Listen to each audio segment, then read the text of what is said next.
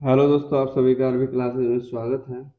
दोस्तों, आज हम जो है जे डबल ई मेंस का सेशन 2 का फिजिक्स 5 अप्रैल का जो पेपर हुआ था उसकी शिफ्ट 2 की पेपर की हम एनालिसिस कर रहे हैं कि जो हमारा पेपर था वो किस तरह से आया था, किस लेवल का था, कितनी टफ था या आसान था, उसके रिगार्डिंग हम जो है इसमें चर्चा करेंगे वन बाई वन।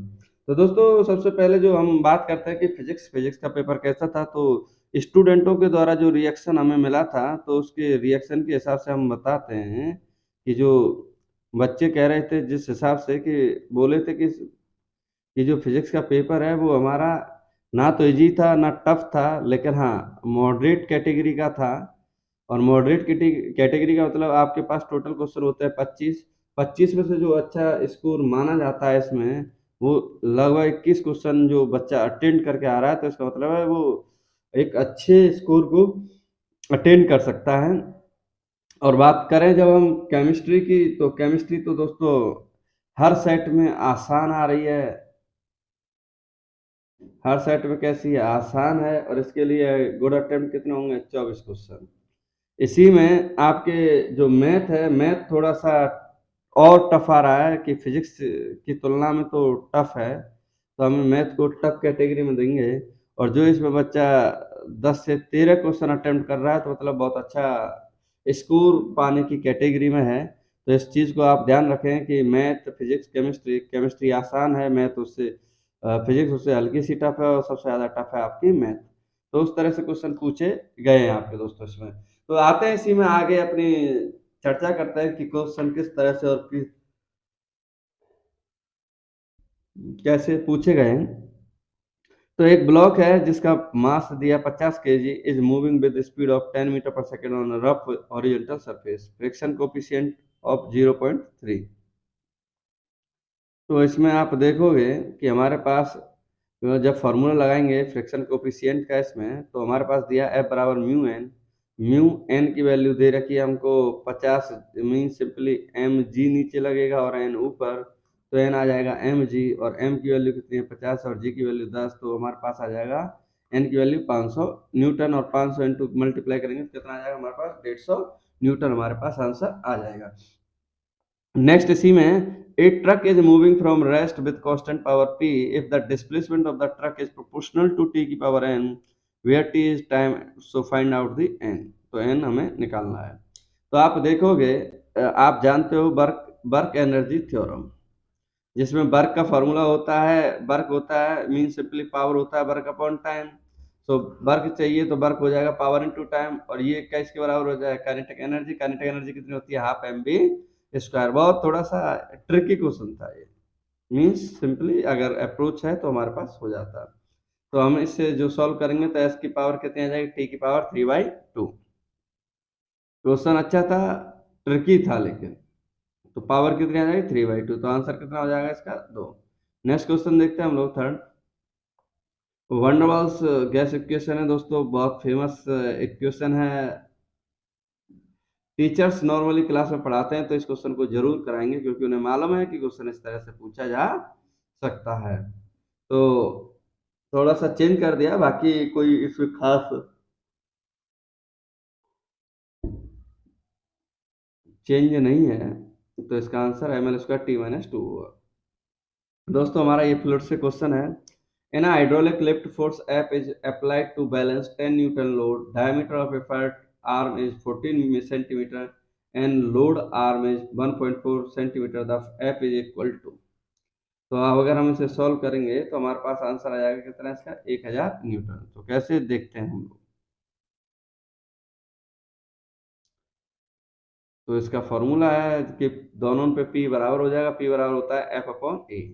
तो दोनों का एरिया लगा देंगे, प्रेशर तो फोर्स अपॉन एरिया, तो दोनों पे लगा देंगे, दोनों तरफ से सॉल्व करेंगे तो हमारे पास दूसरी तरफ कितना आ जाएगा 1000 न्यूटन। दोस्तों, अगर हम रेडियस चेंज कर दें तो देखो बहुत ड्रास्टिकली चेंज आता है, 10 से सीधा 1000 न्यूटन पे आ गया।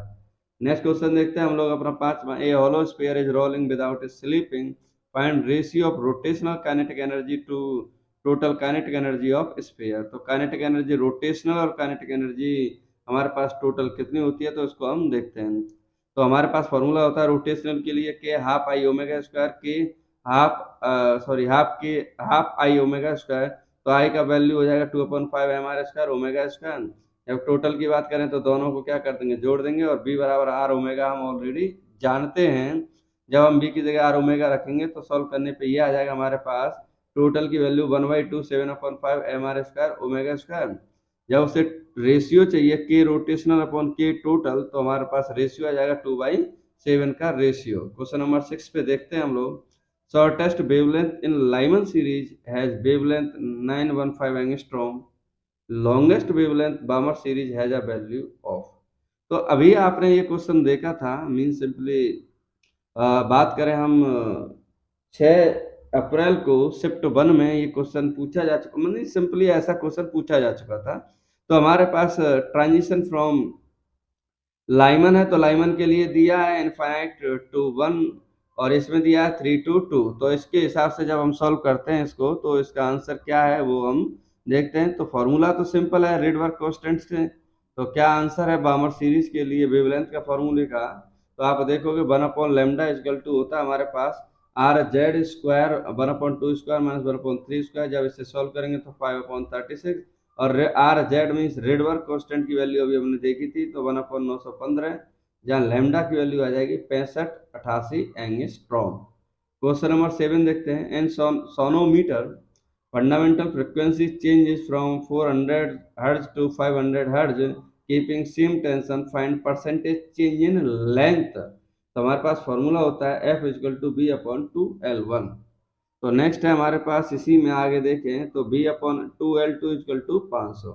इसी में आगे बात करें डिफरेंस निकालने के लिए, तो L2 माइनस के L1 अपॉन L1 इंटू 100, तो वैल्यू रखेंगे, वैल्यू रख के हमारे पास कितना आ जाएगा माइनस के 20%।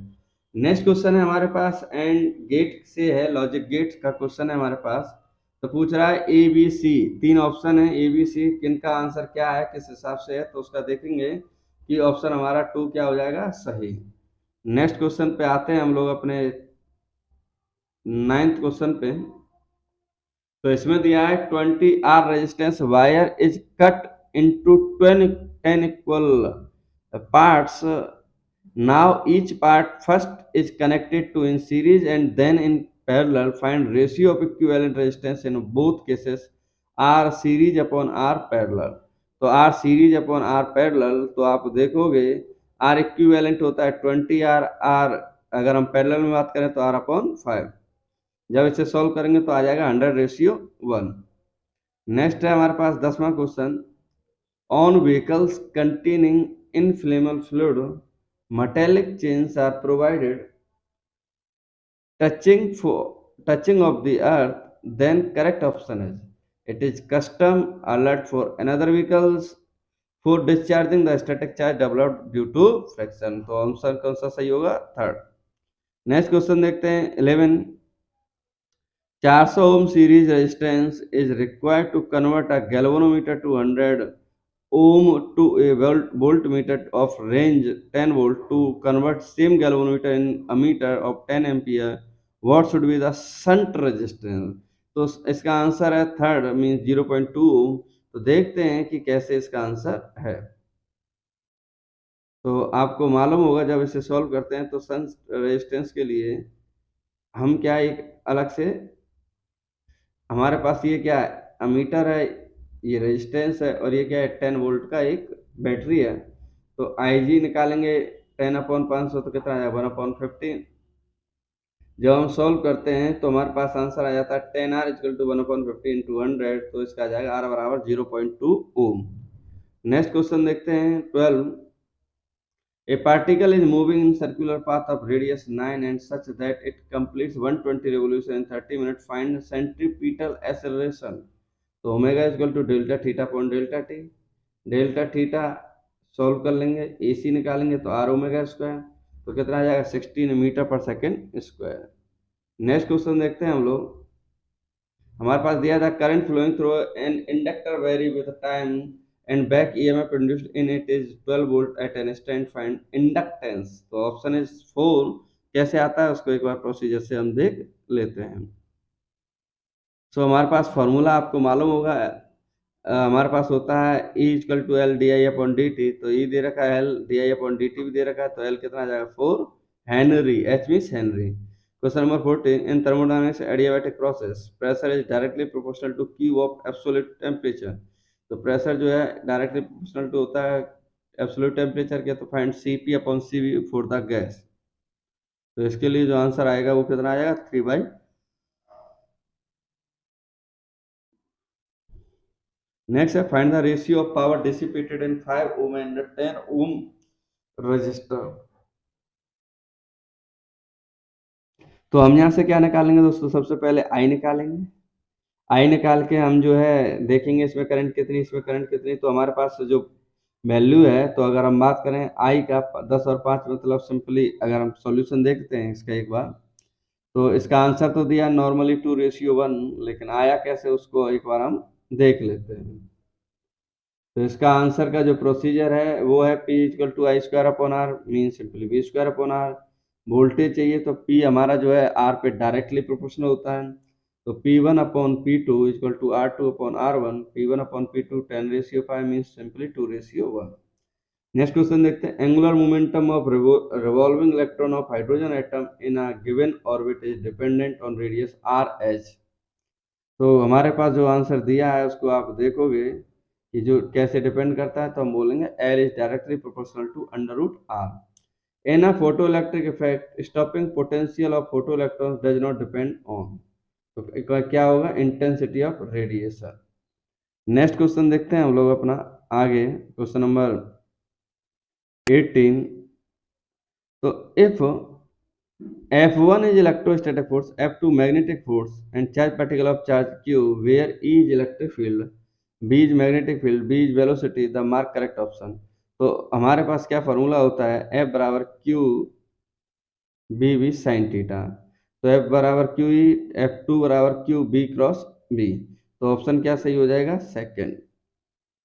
क्वेश्चन नंबर 19 जो हमारा एक क्वेश्चन पूछा गया, ये चैप्टर का नाम है, इसका फर्स्ट पार्ट का लास्ट बुक है, फर्स्ट पार्ट का लास्ट चैप्टर है ई एम वेव्स। तो उससे रिलेटेड ये क्वेश्चन लिया गया है, तो उसमें आप देखोगे तो इसका आंसर जो होगा वो क्या होगा कि जो एक्सरे है, जो एक्सरे है वो हमारा हो जाएगा 0.3 से 10 नैनोमीटर के बीच में। और जब बी की बात करें तो बी का आंसर आ जाएगा इतना। तो ऑप्शन कौन सा सही होगा हमारे पास, दूसरा, तो बी का क्यों। नेक्स्ट इसी में देख लेते हैं हम लोग अपना आगे का question number 20। A conducting sphere is given a charge q on it, then ratio potential at points at a distance r/2 and 3r/2 from the centre of the sphere is. तो क्वेश्चन अच्छा है, तो simple formula है इसका B equal to K Q upon R. तो ratio पूछा है, तो रेशियो आसान क्वेश्चन है, तो इसका आंसर आ जाएगा ऑप्शन 2, 3:2। दोस्तों सेक्शन भी आपको पता होगा, न्यूमेरिकल टाइप के क्वेश्चन है, इसमें इंटीजर्स को हमें जो है वैल्यू फिट करनी होती है।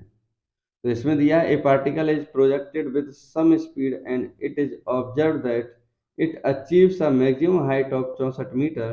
If the same particle is projected with initial speed half to the first value, then new maximum height achieved by particle will be. तो एच मैक्सिमम प्रोजेक्टाइल मोशन से है, तो कितना आ जाएगा 16 मीटर। नेक्स्ट क्वेश्चन देखते हैं, question number 22। If a body is moving with a minimum with momentum दे रखा है F and P degree, angle पूछा है इसमें कितना होगा। तो एंगल की जब हम बात करें F equal to D P upon D T, तो वैल्यू रख देंगे, वैल्यू रख के इसे सॉल्व करेंगे, थीटा की वैल्यू कितनी आ जाएगी 90 degree. Question number 23। Electric field due to the dipole at point P is E and at point Q is E by K, find value of K। तो हमारे पास ई पी इक्वल टू होता है 2K upon are Q, और अगर हम axial पे बात करें तो 2K अपॉन आर क्यू, अगर इक्वेटोरियल पर बात करें तो हमारा होगा KP अपॉन आर क्यू। तो वही रेशियो पूछा है, तो कितना हो जाएगा E Q equal to 1/16 EP। Next question है दोस्तों हमारे पास, द लीस्ट काउंट ऑफ 1 ईयर 0.1 है, 1 ईयर स्केल। तो पूछ रहा है the main scale division is, तो एक मेन स्केल के लिए कितना डिवीजन होगा, तो उसको कैसे कैलकुलेट करेंगे, तो उसको एक बार देख लेते हैं। 20 1 year scale is equal to 19 MSD main and BSD is equal to 19/20 MSD, तो LC लीस्ट काउंट होगा MSD माइनस दिस।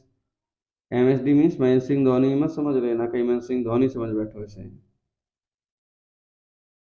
सो इसमें आंसर आ जाएगा 2 मिलीमीटर।